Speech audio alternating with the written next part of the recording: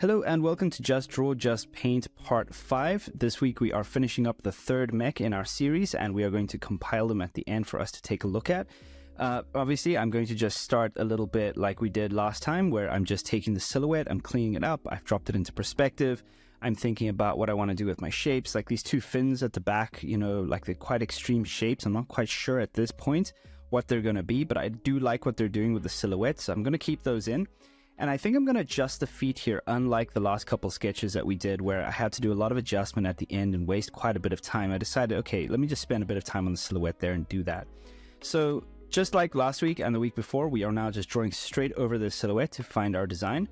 And the entire purpose of this series, right, is to try and remove the stress of design work, of drawing, of coming up with something. And you'll see that I'm not focused on the perfect lines, right? This is the first pass on something. It's the first generation drawing, so I'm not too concerned about is it perfectly clean.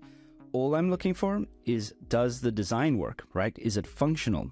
Does it have good overlap? Are the shapes reading? Does it look like it should in terms of maybe shape language? Does it have clear line weight? These principles, these fundamentals need to come in at this early stage, as dirty as it is, in order for us to then progress this into possibly a finished result, right? So this entire purpose is here to save us time so that we can bang out a bunch of designs per day and get something that's readable, something that's interesting, something that provokes a little bit of thought. Maybe someone signs off on it and we get to work on it a bit more. And that's really where I want to take these drawings and the entire purpose of this. And so free designing here, by following the silhouette and the forms, I'm thinking about what can I put in here, right? I'm constantly looking for shape language and ideas. I even try a little thing in the front here, which I later moved to the back leg, which is quite interesting. You never know when you make something where you're going to end up putting it or what it's going to do. But for the time being, just jumping around the drawing here as usual, just looking for opportunities. Do I see a particular shape in my silhouette? If I blur my eyes, do I see something that could be there? Well, then I'm going to put that in there, right? So I know the basic function of what a leg should do, where the joints should be, what a thigh looks like, maybe something that's covering the thigh like a piece of armor. I'm thinking about, how does this thing move, right? Like, does it rotate? How does it rotate? Where does it pivot from? Can it just walk forward and backwards? These are all very important questions you need to answer as you're designing at this early stage. And sometimes when we're working on a project, in particular a professional project, we don't have the luxury of always coming up with like the perfect functional design.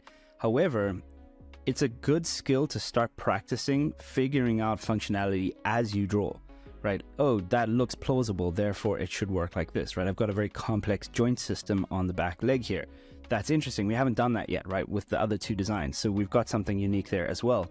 So one of the things I like to do when I'm gathering reference is I don't just gather reference for aesthetics or shape language or designs that I really like and think are working, especially according to what I'm looking for.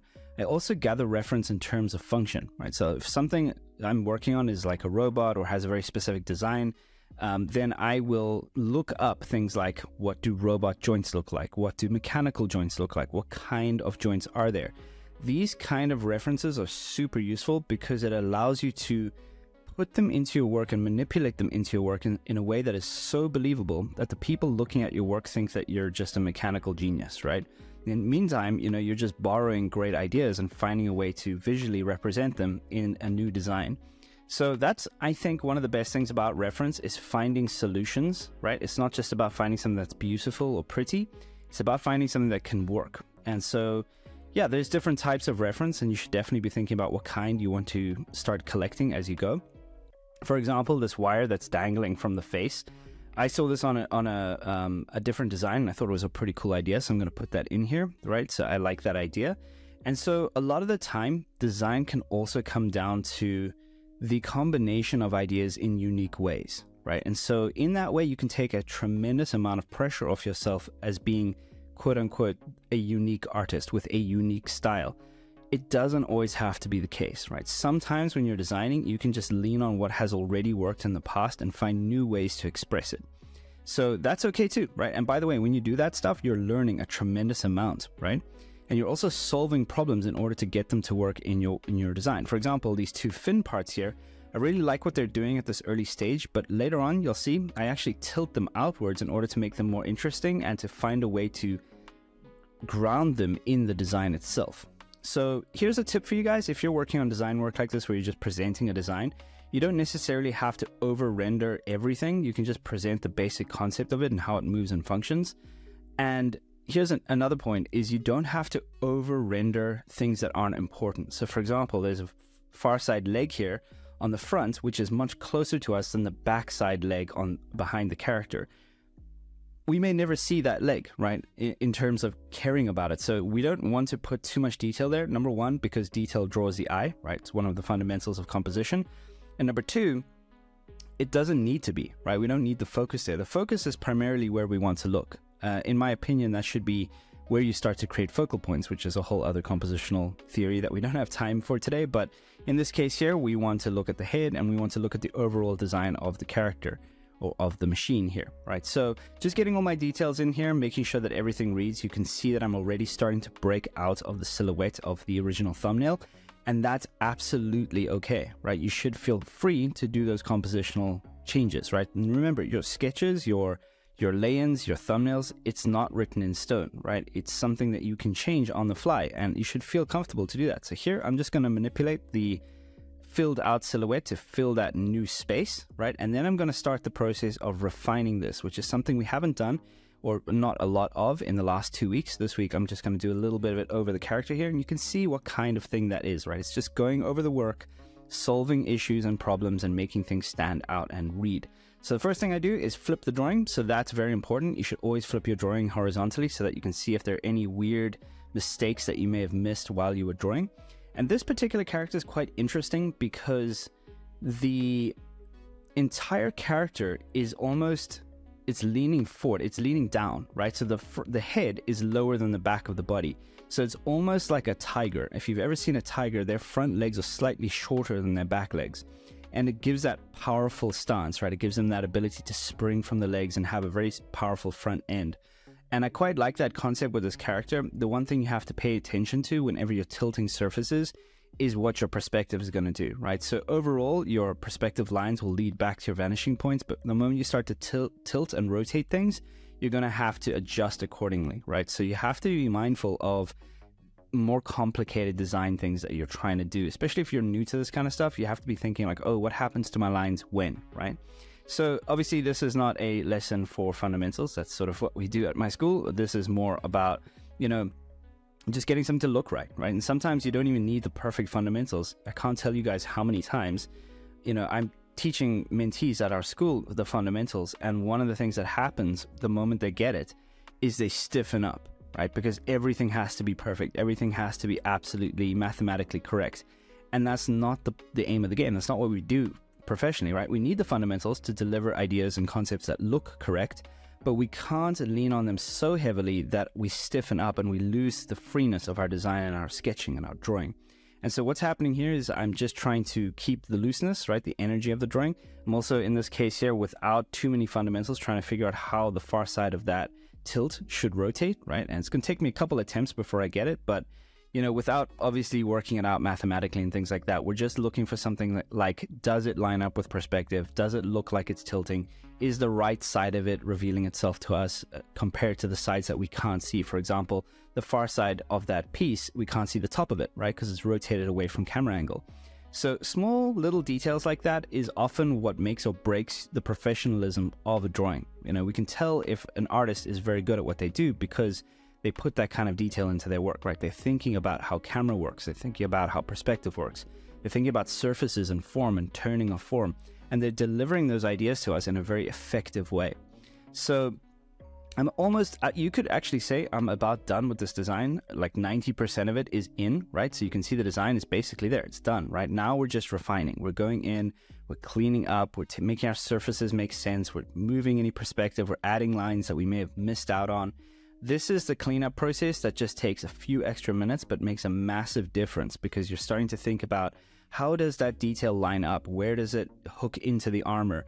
Like, how is there a 3D part here? Should there be an extra part? Should I put some wires like I am right now? Maybe that adds more variety to the silhouette.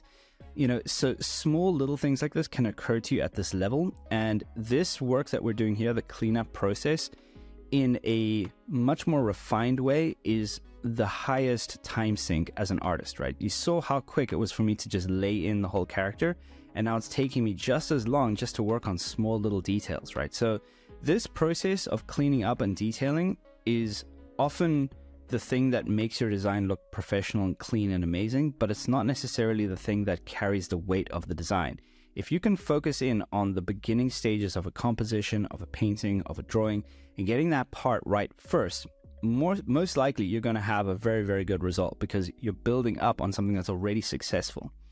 So I'm just detailing out here. I just want to check my perspective, move things around a little bit, clean up. There's obviously a lot of emphasis here on the front legs because they're so close to us. I have to make sure that everything here looks like it's in perspective, that it's rotated correctly, that the far side makes sense as well.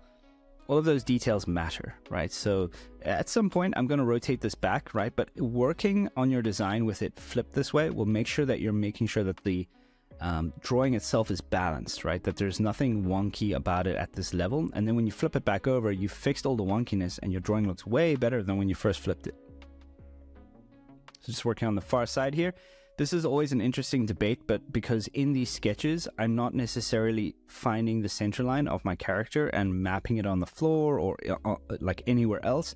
So it's very difficult to gauge distance from one shoulder to the other unless you eyeball it, right? So in this case here, we have to slightly eyeball it and figure out where it's going to be. It may not always be correct, but here's the thing, right? When you present a drawing or a design like this, you shouldn't focus on the fundamentals, because if the design works at a very simple level, like a first-time sketch, then it can be something you can refine later on, right? If you want to get very technical and start to go at this like an industrial designer, of course you can do that, right? You can go very, very detailed. You could build this in 3D, right? You could start with a base like this, build it out in 3D, and then reconcept over that 3D and have an incredible final result, right? Something that's, you know, could easily be dropped into a film, you know, I'm thinking a Michael Bay movie or something, right? So it's so much easier, right, than building out something in 3D that takes ages to model and think about the shape and all that stuff. It's so much easier to just draw it, right? Draw it out so much faster, get something that looks appealing and is interesting, and then translate that, right? So here we are. We're just going to add a final few details on top of this, and then we'll be able to call this done. So I want to put a tiny bit more focus on the structure of the head and the face here. I wanted to add an eye that looks a little bit more like an eye. And I also want to add a little bit of depth to the actual surface of that face. It's looking a bit flat to me. So I want to add a little extra form in there and clean up the connections of that pipe.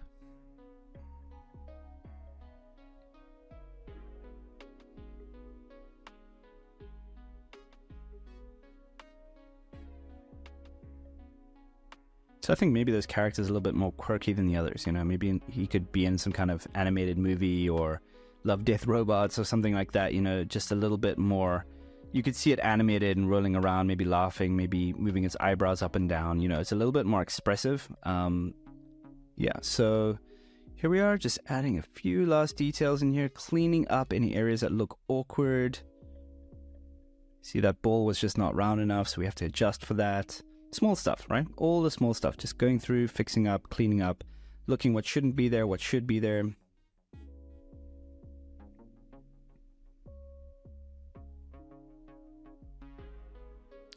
All right, and that's about it. I reckon I'm just going to throw a shadow on this and we can call it done. And then I'm going to present you guys with all three next to one another next.